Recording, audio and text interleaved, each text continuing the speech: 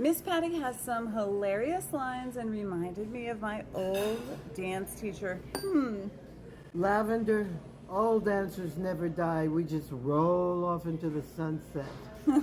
Miss Patty update, Liz is looking amazing. For those of you that don't know, in January, Liz was injured, ended up falling, hurting herself, ended up in the hospital, and then later ended up in a rehab center where she was healing from her wounds. Eventually, she got out the day before Paley Fest, where Amy Sherman Palladino was being honored. Liz really wanted to go. She made this a mission to get better by the time of this festival, and Landon and I both worked really hard to get her there that night. We all got together in April, and perhaps maybe you were even in that live, which is why you should follow, because occasionally I go live with Liz and other people. But you'll miss out if you don't, so hit the button so other people know about this. But what was the occasion tonight? Liz was invited to Pride Live Hollywood, where she spoke about working with Norman Lear. Liz worked on All in the Family, which was created by Norman. You can also see who else worked on it. Yes, Sally Struthers, which is why whenever they were on set, Liz and Sally had the entire crew in stitches. They knew each other for a very long time. Also, individually, they are both just incredibly funny women. A few things I learned from the event tonight. Norman Lear was a very prolific as well as progressive writer, introducing subjects that were very taboo at the time. Now, we all have friends. We have all accepted people in our lives that are different than ourselves. A few days ago, Liz told me all about the event, and she shared with me something that I didn't know. She was one of the very first celebrities to speak at a Pride event. This was in 1977 in Houston. Before everyone thought it was cool, Liz was an ally. And this is what Liz had to say about working with Norman. I got on this show. It was really weird because I didn't audition for it.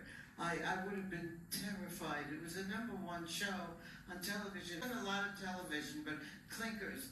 And I did a Tonight Show. Connor was one of the guests, and I had singers and dancers and it was a circus.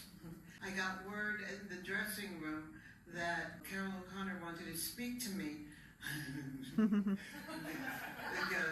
you can tell. And I got dressed, and the girls, I had 2 dancers with me, and they said, I want to talk to Carol O'Connor too. Can we come up? And I said, well, and then the musicians who were in the dressing room, I only had 1 dressing room, so all the musicians were in there. They said, oh, you got to let us talk to Carol. Well, we want to meet him too. So now I had like 30 people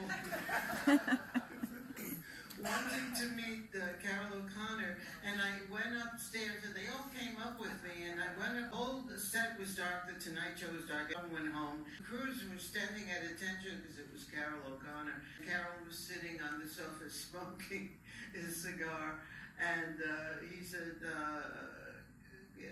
little girl, and he was talking to me, and he says, I think I'm gonna see you. I'm gonna see you again. You're gonna be on the show. I'm gonna get you on the show. And I said, thank you very much, Mr. O'Connor, and very nice to meet you, and thank you for it. And the next thing I know, I do one scene with Carol. Archie had gone through a bad time financially, and I was the admittance nurse. I had an accent, and I was no nonsense. And I had been through admittance nurses before, and I knew what the attitude was, and I was quite hostile, and I was shaking in my boots, and somehow I got through it. And then Carol said, you were very funny, and we're going to have you back. And then they signed me for 13 shows. You know, I was on the #1 show. And the kid from Hell's Kitchen, I thought, oh my God. I went back to Hell's Kitchen and said, I'm on All in the Family.